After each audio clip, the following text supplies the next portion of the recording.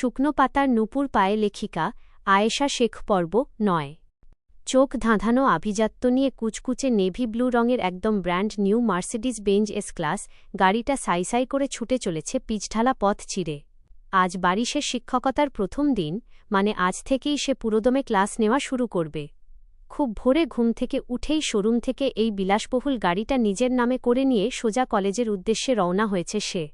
চুলগুলো কপালের ওপর একদম এলোমেলোভাবে লেপ্টে আছে তার। পরনে গাঢ় নীল রঙের প্রিমিয়াম শার্টের ওপরের ৩টা বোতাম খোলা, যার কারণে গলার সুগঠিত পেশি স্পষ্ট। গাড়ির স্পিকারে হাই ভলিউমে বাজছে গাটা অনলি গানটা।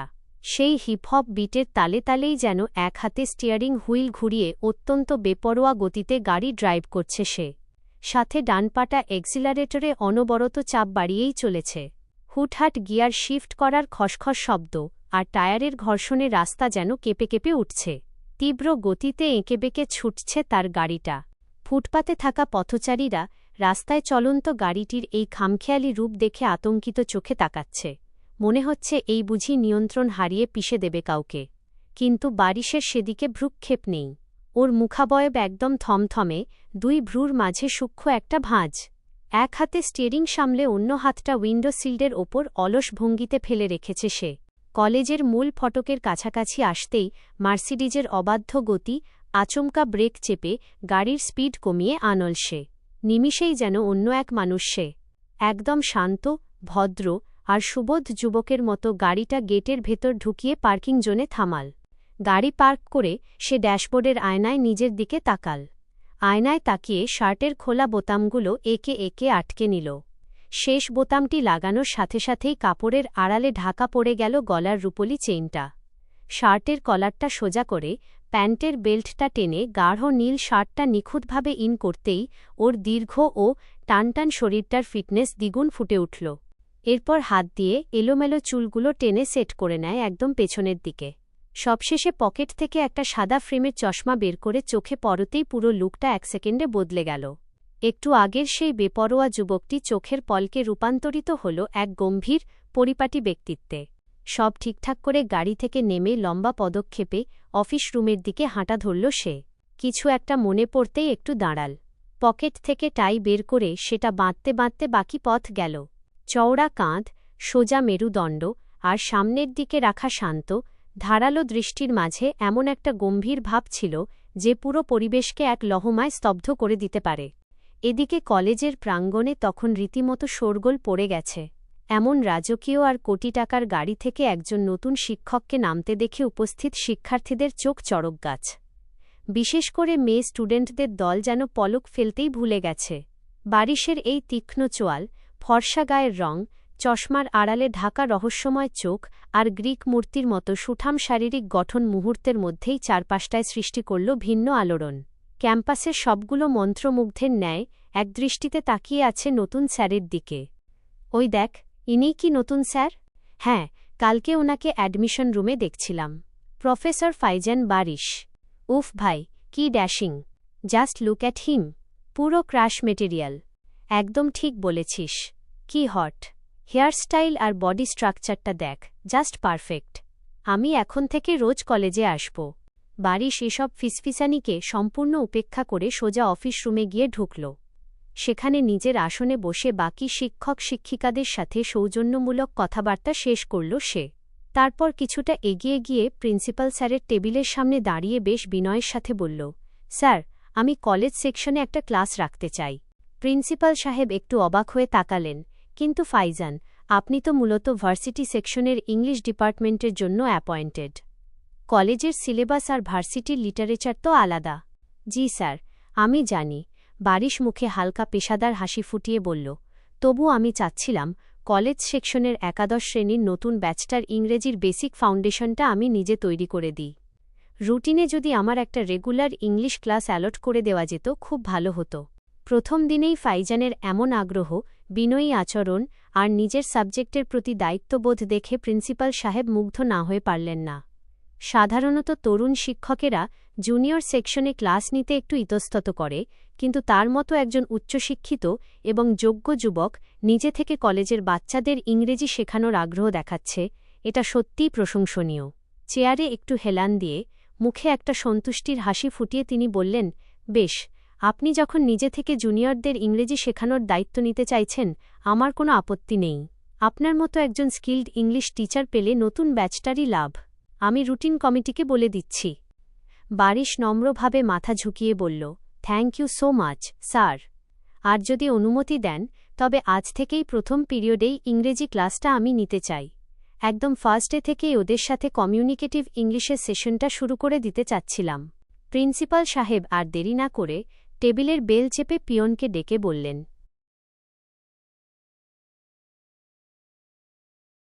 11-এর ফার্স্ট পিরিয়ডের যে ইংলিশ ক্লাসটা আছে ওটার প্রক্সি নোটিশে ফাইজান স্যারের নাম দিয়ে দাও। আজ থেকে উনি ওদের রেগুলার ইংলিশ ক্লাস নেবেন। পিয়ন মাথা নেড়ে চলে যেতেই বারিশ প্রিন্সিপাল স্যারকে আরেক দফা ধন্যবাদ জানিয়ে ক্লাসের অ্যাটেন্ডেন্স খাতাটা হাতে নিল। ঘড়ির কাঁটায় চোখ রেখে সে বুঝতে পারল ঠিক 5 মিনিট পরই বেল পড়বে। হুট করেই তার ঠোঁটের কোণে অদ্ভুত এক হাসি ফুটে উঠল। অ্যালার্মের কর্কশ শব্দে ঝিলমিলের মাথাটা একদম খারাপ হয়ে যাচ্ছে। বাজছে তো বাজছেই, থামার কোনো নাম নেই। আধো ঘুমে হাত বাড়িয়ে ফোনটা কোনোমতে টিপে সাউন্ডটা বন্ধ করল সে। চাদরটা মুড়ি দিয়ে অন্যদিকে ঘুরে মাত্র চোখটা বুজেছে, ঠিক তখনই আবার সেই কানের কাছে ঘ্যানঘ্যানানি। বিরক্ত হয়ে ঝিলমিল আবার বন্ধ করে, কিন্তু ওটা থামার পাত্র না। একটু পর আবার বাজে, বন্ধ করে আবার বাজে। মেজাজটা চটে গেল ওর। শেষমেশ আর থাকতে না পেরে ধরফড় করে বিছানার ওপর উঠে বসল কিশোরী। আড়মোড়া ভেঙে সামনের দেয়াল ঘড়িটার দিকে চোখ পড়তেই একদম হাত পা ঠান্ডা হয়ে গেল ঝিলমিলের। মাথাটা যেন চক্কর দিয়ে উঠল। ঘড়ির কাঁটায় এখন ঠিক সকাল 9:30 বাজে, অথচ ক্লাস রুটিন অনুযায়ী প্রথম পিরিয়ড শুরু হওয়ার কথাই 9:30। তার মানে ক্লাস ইতিমধ্যে শুরু হয়ে গেছে। তড়িঘড়ি করে ফোনটা হাতে নিতেই দেখল স্ক্রিন জুড়ে ইরানের 26টা মিসড কল ভেসে আছে। আর 1 সেকেন্ডও না দাঁড়িয়ে এক লাফে বিছানা থেকে নামল সে। ওয়াশরুমে ঢুকে কোনোমতে ব্রাশটা শেষ করেই মুখে 4-5টা পানির ঝাপটা দিয়ে বেরিয়ে এলো। তাড়াহুড়োয় হাত কাঁপছে ওর।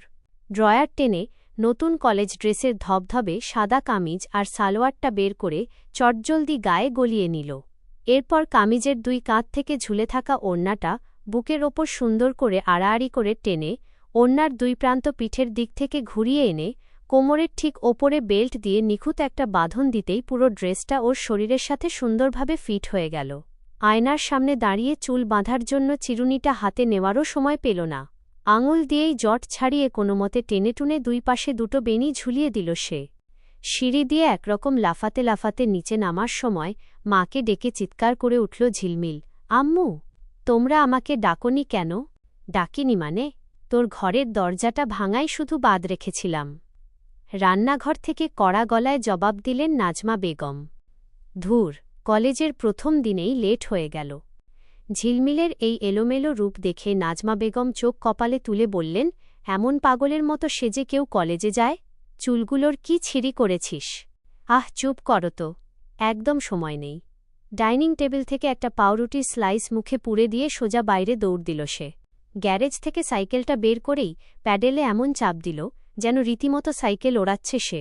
ঝড়ের গতিতে সাইকেল ছুটছে রাস্তা দিয়ে, কিন্তু অতিরিক্ত তাড়াহুড়োর ফল যা হওয়ার তাই হল।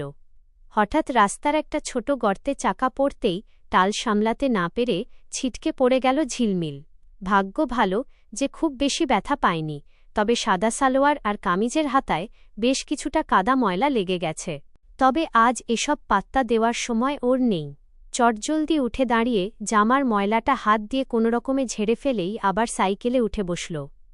কলেজের গেটে পৌঁছে সাইকেলটা লক করে ব্যাগ কাঁধে নিয়ে এক দৌড়ে নিজের ক্লাসরুমের সামনে এসে দাঁড়াল সে। হাঁপাচ্ছে রীতিমতো। দরজার কাছে দাঁড়িয়ে ভেতরে উঁকি দিতেই ওর চোখে পড়ল বারিশকে। বারিশ চাচ্চু ক্লাস নিচ্ছে। দৃশ্যটা দেখে ঝিলমিল যেমন অবাক হল, তেমনি বুকে আটকে থাকা একটা বিশাল শ্বাস যেন স্বস্তিতে বেরিয়ে এলো। বারিশ চাচ্চু তো ভার্সিটিতে ক্লাস নেওয়ার কথা, এখানে কি করছে? তবে যাই হোক, ভালোই হয়েছে। অন্য কোনো বদরাগী স্যার হলে প্রথম দিনেই লেট করার জন্য হয়তো বকুনি খেতে হতো। বারিশ চাচ্চুর ক্লাসে সেই ভয় নেই। দরজার কাছে দাঁড়িয়ে হাঁপাতে হাঁপাতেই ঝিলমিল একটু জোরে বলল, ভেতরে আসি চাচ্চু। ব্যাস, মুহূর্তের মধ্যে ক্লাসের সব ছাত্রছাত্রীর দৃষ্টি ঘুরে পড়ল দরজায় দাঁড়ানো ঝিলমিলের দিকে। ঝিলমিলের অবস্থা দেখে পেছনের বেঞ্চের মুখ টিপে হাসতে শুরু করে দিল কয়েকজন মেয়ে, কিন্তু সবাই তাকালেও বারিশের কোনো ভ্রুক্ষেপ নেই। সে আগের মতোই বোর্ডে লেখায় ব্যস্ত। ঝিলমিল ভেবে পেল না বারিশ চাচ্চু শুনতে পায়নি নাকি ইচ্ছে করেই ইগনোর করছে। সে গলাটা একটু উঁচিয়ে আবারও ডাকল, চাচ্চু আসব। এবারও বারিশ ঘাড় ঘোরাল না। কেমন যেন অসহায় লাগতে শুরু করে ঝিলমিলের। ক্লাসের ভেতর থেকে ইরান চোখ রাঙাচ্ছে। কেন এমন চোখ রাঙাচ্ছে কে জানে। ঝিলমিল একটু ঢোক গিলে বারিশের দিকে তাকিয়ে এবার অন্যভাবে ডাকল, স্যার আসতে পারি। এবার ঘুরে তাকাল বারিশ। হাতের মার্কার পেনটা ডেস্কে রেখে শান্ত দৃষ্টিতে পা থেকে মাথা পর্যন্ত জরিপ করল সপ্তদশীকে। তাড়াহুড়োয় বাঁধা দুটো উস্কো খুস্কো বেনি। কপালের সামনের ছোট ছোট চুলগুলো ঘামে লেপ্টে আছে। সাদা ড্রেসের হাতায় আর সালোয়ারে কাদার দাগ। সব মিলিয়ে একদম বিধ্বস্ত একটা অবস্থা। বারিশ ধীর পায়ে ওর দিকে এগিয়ে আসে। তার গম্ভীর মুখ দেখে ঝিলমিল নার্ভাসনেস কাটাতে জোরপূর্বক হাসার চেষ্টা করল। কিছু একটা বলার জন্য মুখ খুলতেই বারিশের বরফশীতল কণ্ঠ ভেসে এল, তুমি কি বাসা থেকে এসেছ নাকি ইঁদুরের গর্ত থেকে উঠে এসেছ? কথাটা শোনার পর ক্লাসের সবাই আর হাসি চেপে রাখতে পারল না, হো হো করে হেসে উঠল একসঙ্গে। ঝিলমিল চরম অস্বস্তিতে ক্লাসের সবার দিকে তাকায়। বারিশ একটা কড়া ধমক দিয়ে সবাইকে চুপ করাল। পুরো ক্লাস নিমেষে পিনপতন নীরব। তারপর সে আবারও দৃষ্টি ফেরাল দরজায় দাঁড়ানো রমণীর দিকে।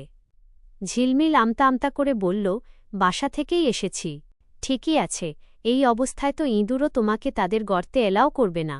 অপমানটা গায়ে না মেখেই ঝিলমিল নির্লিপ্ত গলায় বলল, ঠিকই বলেছেন। এবার কি আমি ভেতরে আসতে পারি? ক্লাস শুরু হয়েছে ঠিক ৩০ মিনিট আগে। বারিশ চোখের পলক না ফেলেই বলল, জি স্যার, বুঝতে পারিনি। কাল থেকে আর হবে না। আমি। ঝিলমিলের কথা শেষ হওয়ার আগেই বারিশ হাত তুলে ওকে থামিয়ে দিয়ে নির্বিকার গলায় বলল, ৩০ মিনিট লেট করে এসেছ, তাই ৩০ বার কান ধরে ওঠাবস করে তারপর ক্লাসে ঢুকবে। বারিশ আর কোনো কথা না বাড়িয়ে আবার হোয়াইট বোর্ডের দিকে যেতে শুরু করল। কিশোরী এবার সত্যিই রেগে গেল। ভয় ডর সব ভুলে সে গটগট করে ক্লাসে ঢুকতে ঢুকতে বারিশের পিঠের দিকে তাকিয়ে বলতে লাগল, কি বললেন আপনি?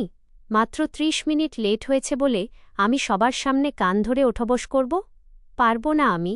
কথাটা শেষ হতেই বারিশ পেছন ঘুরে বিদ্যুৎ গতিতে ঝিলমিলের দিকে এগোয়। বারিশকে এভাবে তেড়ে আসতে দেখে ঝিলমিলের রাগ মুহূর্তে জল হয়ে গেল। সে ভয়ে পুনরায় পিছাতে পিছাতে আবার আগের জায়গায় অর্থাৎ দরজার বাইরে গিয়ে দাঁড়াল। বারিশ দরজার একদম মুখোমুখি এসে দাঁড়িয়ে চোখ রাঙিয়ে বলল, বেয়াদবি করলে একদম ৩০-এর জায়গায় ৬০ বার কান ধরে ওঠবস করিয়ে ক্লাস থেকে সোজা বের করে দেব। চুপচাপ যা বলেছি তা করে ক্লাসে এসে বসো।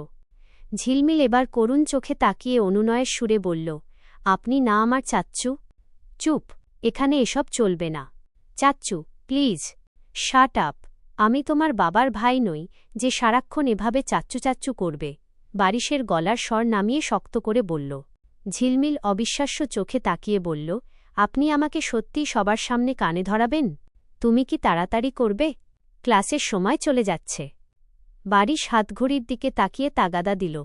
কি বা আর করার আছে ঝিলমিলের?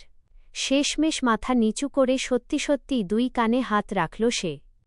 ক্লাসের সবাই ঝিলমিলের এই অবস্থা দেখে ফিক করে হাসতে নিয়েও পারল না বারিশের ওই জ্বলন্ত চাউনির জন্য। বারিশ এক ধমকে সবার মনোযোগ আবার বোর্ডের দিকে ঘুরিয়ে দিল। এদিকে দরজার পাশে দাঁড়িয়ে ঝিলমিল মনে মনে বারিশের 14 গোষ্ঠী উদ্ধার করতে করতে গুনছে আর কান ধরে ওঠবস করছে, 1, 2, 3। 5 মিনিটেই কোনোরকম উঠে বসে 30 বার পূরণ করে ফেলল ঝিলমিল। বলল, হয়েছে স্যার, এবার আসি। বারিশ হোয়াইট বোর্ড থেকে চোখ না সরিয়েই মাথা নাড়িয়ে সম্মতি জানাল। অনুমতি পেতেই ঝিলমিল দ্রুত পায়ে ক্লাসে প্রবেশ করে। কিন্তু তাড়াহুড়োর চোটে যেন আজ ওর কপালটাই খারাপ। ক্লাসের মাঝ বরাবর পৌঁছাতেই ডেস্কের একটা কোনায় পা লেগে আচমকা হোঁচট খেল সে। কিন্তু ঝিলমিল কোনোমতে নিজেকে সামলে নিয়ে একদম এক দৌড়ে শেষ বেঞ্চে ইরানের পাশের খালি সিটটায় গিয়ে বসল। বারিশ একটা দীর্ঘশ্বাস নিয়ে ফের ক্লাসে মনোযোগী হয়। এদিকে বান্ধবীর এই বিধ্বস্ত অবস্থা দেখে ইরান নিজের কপালে হাত দিয়ে ফিসফিসিয়ে বলল, কবে ঠিক হবি তুই বলতো? ফার্স্ট দিনেই এই হাল? ধ্যাতো, বলিস না। গুনে গুনে 10টা অ্যালার্ম সেট করে রেখেছিলাম। অ্যালার্ম ঠিকই বেজেছে, কিন্তু আমার কুত্তা ঘুম আর ভাঙল না। ঝিলমিল ব্যাগটা বেঞ্চে রাখতে রাখতে ফুঁসে উঠল। এরপর থেকে সকাল ৫টায় ঘুম থেকে উঠে বসে থাকবি তুই।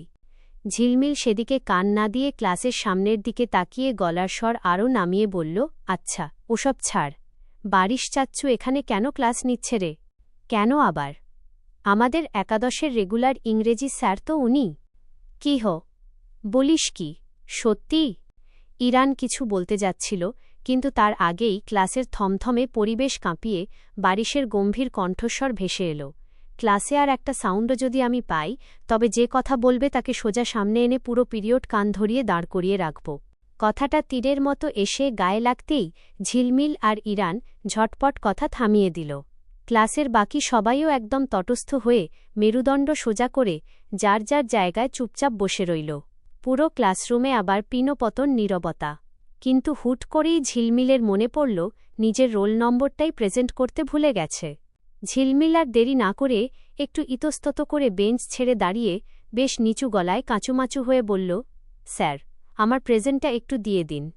বারিশ উপস্থিতির খাতাটা সামনে টেনে নিয়ে পাতা ওল্টাতে ওল্টাতে মুখ না তুলেই জিজ্ঞেস করল, নাম কি তোমার?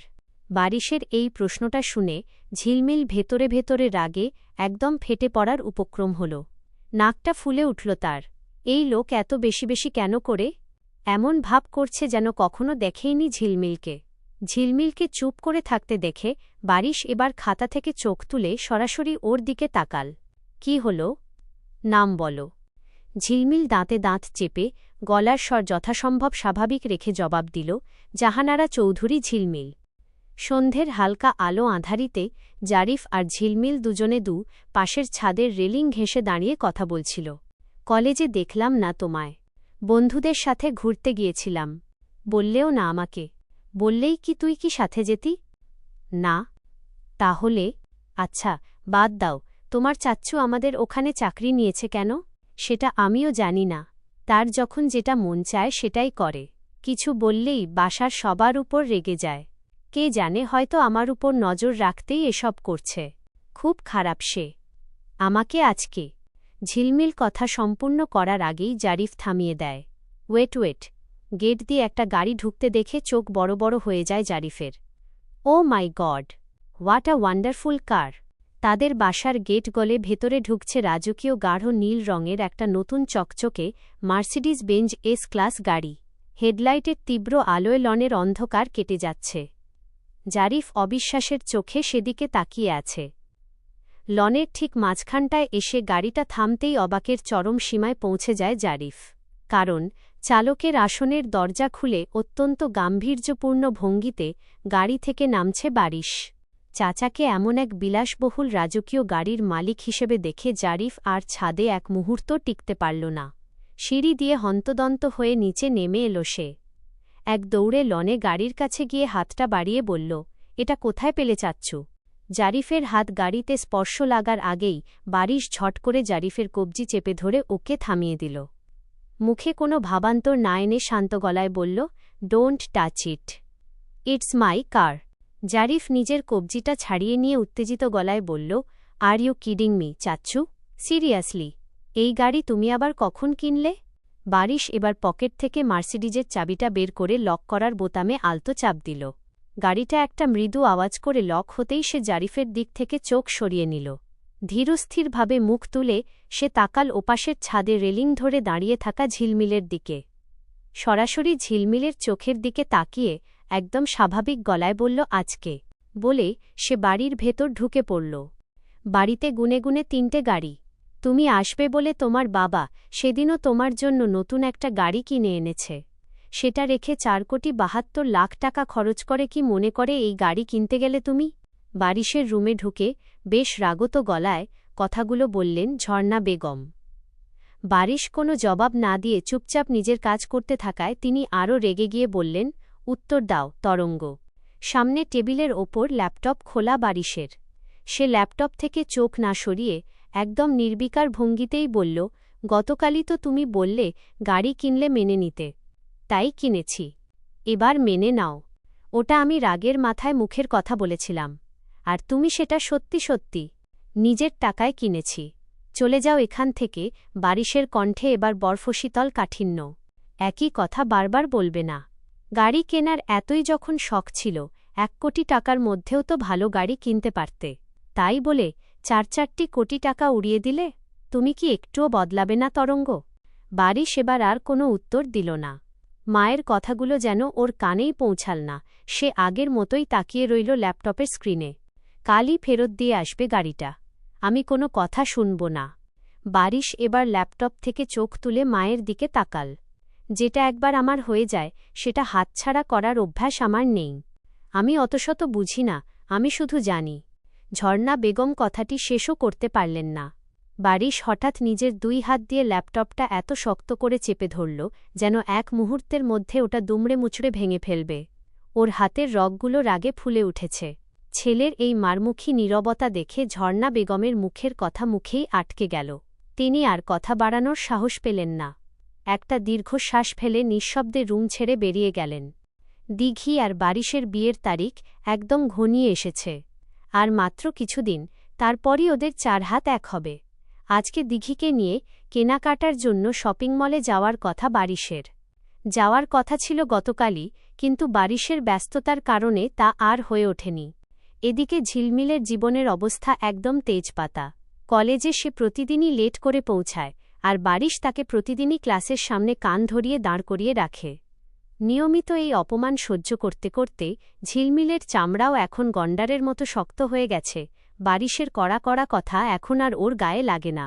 ক্লাসের অনেকেই এখন ঝিলমিল আর ইরানের ভালো বন্ধু হয়ে গেছে। ঝিলমিলের চুল বেঁধে দিচ্ছেন নূরজাহান বেগম। একদম মাথার তালু থেকে ফ্রেঞ্চ বেনি তুলে দিচ্ছেন তিনি। ঝিলমিলের মনটা ছটফট করছে। সে অস্থির হয়ে বলল, দাদিমা, এখনো হয়নি? ফুপি তো আমাকে রেখে চলেই যাবে। যাবে না রে বোন, যাবে না। এই তো হয়ে গেছে, আর একটুখানি বাকি আছে।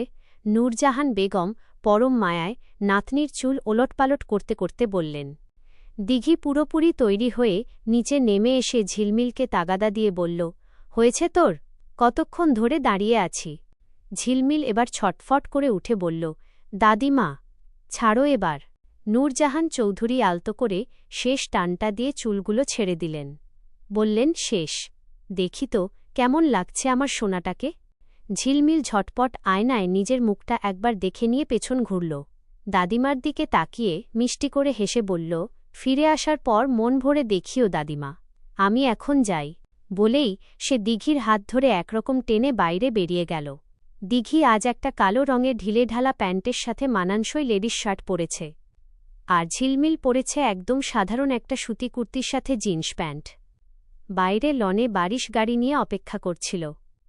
দিঘি গিয়ে বারিশের পাশের সামনের সিটে বসল, আর ঝিলমিল গিয়ে বসল পেছনের সিটে। গাড়ি স্টার্ট দেওয়ার আগে বারিশ আয়নায় একটু ঘাড় ঘুরিয়ে পেছনের সিটের দিকে তাকায়। তারপর ফের দিঘির দিকে ফিরে গম্ভীর গলায় জিজ্ঞেস করল, ও কোথায় যাচ্ছে? দিঘি সহজভাবে বলল, কেন? আমাদের সাথে শপিংয়ে যাচ্ছে। কিন্তু কেন? বারিশের কণ্ঠে স্পষ্ট বিরক্তি।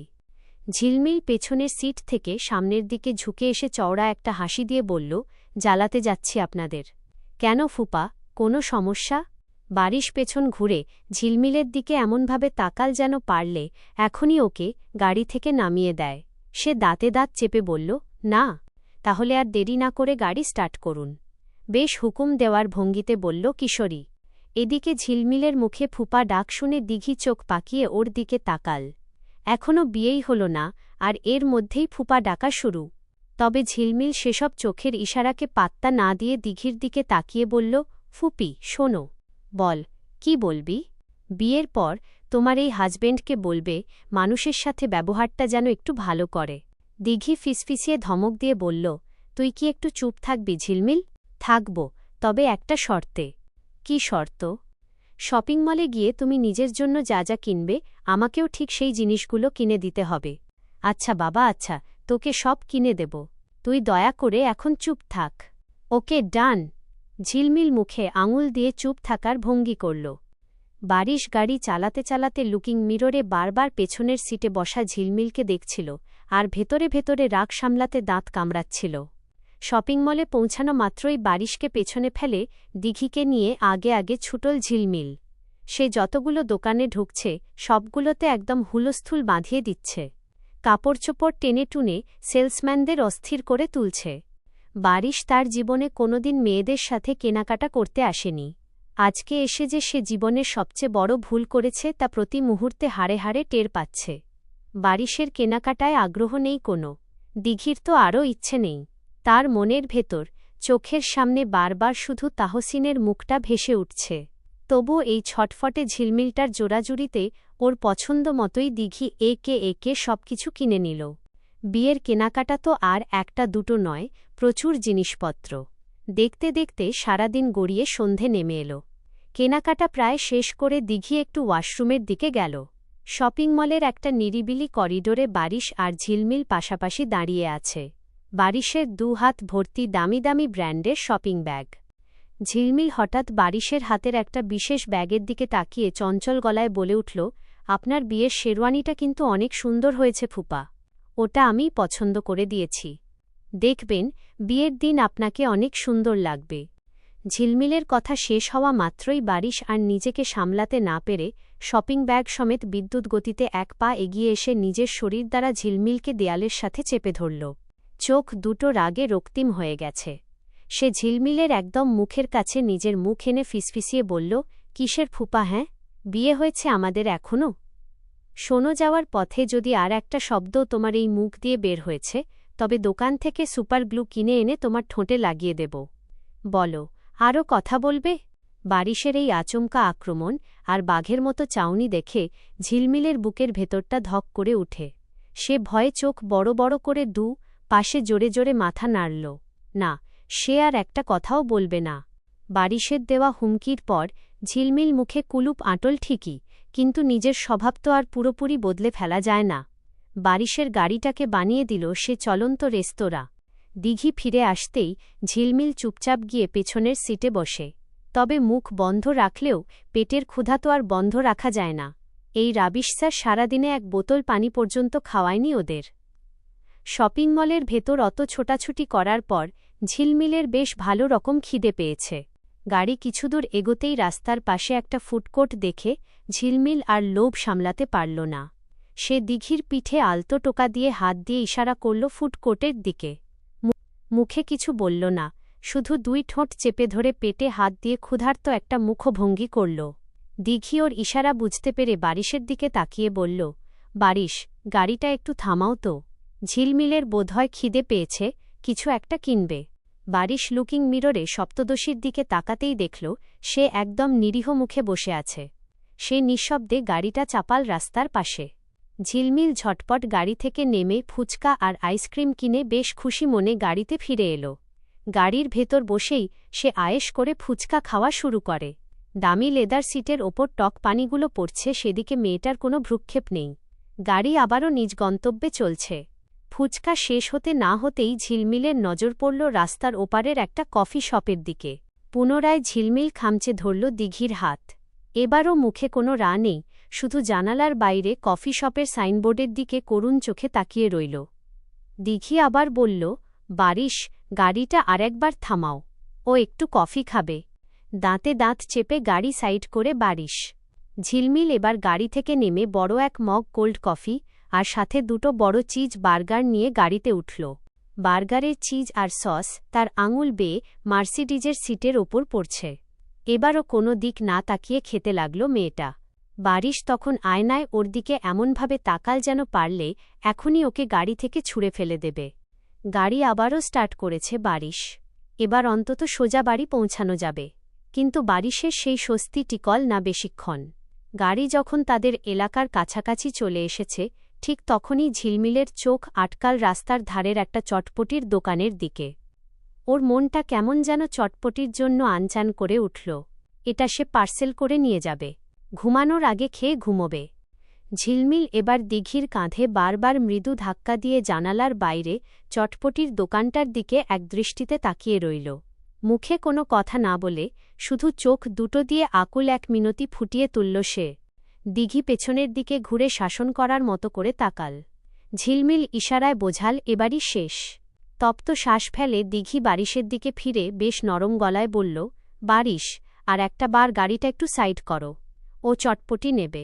স্টিয়ারিং ধরা হাত দুটো শক্ত হয়ে গেল বারিশের। বুকের ভেতর রাগের অগ্নিকুণ্ড যেন দাউ দাউ করে জ্বলছে। 4,72,00,000 টাকার একটা ব্র্যান্ড নিউ মার্সিডিজ গাড়িকে এই মেয়েটা গত 1 ঘণ্টায় চলন্ত সস্তা হোটেল বানিয়ে ছেড়েছে। লুকিং মিররে সে ঝিলমিলের দিকে এমন এক জোড়া অগ্নিদৃষ্টি ছুড়ল যেন সেই চোখ দিয়ে মানুষ পুড়িয়ে ছাই করে দেওয়া সম্ভব। চরম রাগ মনের ভেতর চেপে বারিশ ঝটকা মেরে ব্রেক কষে গাড়িটা রাস্তার পাশে থামায়। ঝিলমিল দ্রুত গাড়ি থেকে নেমে চলে গেল চটপটি পার্সেল করতে। আর বারিশ স্টিয়ারিংয়ের ওপর 2 হাত শক্ত করে চেপে ধরে মনে মনে বলে, এই মেয়ে মানুষ নয়, এই মেয়ে একটা আপদ। আই উইশ এর মুখটা যদি সত্যি আমি সুপার গ্লু দিয়ে আজীবনের জন্য আটকে দিতে পারতাম। দিঘি আর ঝিলমিলকে ওদের বাসায় পৌঁছে দিয়ে নিজের বাড়ির লনে এসে যখন বারিশ গাড়িটা থামাল, তখন রাত বেশ গভীর। পেছনের দরজা খুলে ব্যাগগুলো নেওয়ার সময় দেখল সিটের মধ্যে সস, টক পানি লেগে আছে। সে কিছুক্ষণ স্তব্ধ হয়ে তাকিয়ে থাকে। কয়েক সেকেন্ড ওভাবে দাঁড়িয়ে থাকার পর বারিশ একটা ভারী শ্বাস টানে। তারপর ড্যাশবোর্ড থেকে টিস্যু বক্সটা টেনে নিয়ে কয়েকটা টিস্যু ছিঁড়ে বের করে অত্যন্ত ধীরস্থিরভাবে সে সিটের ওপর পড়ে একে একে সস আর টক পানির দাগগুলো ঘষে ঘষে মুছে ফেলে। চলবে।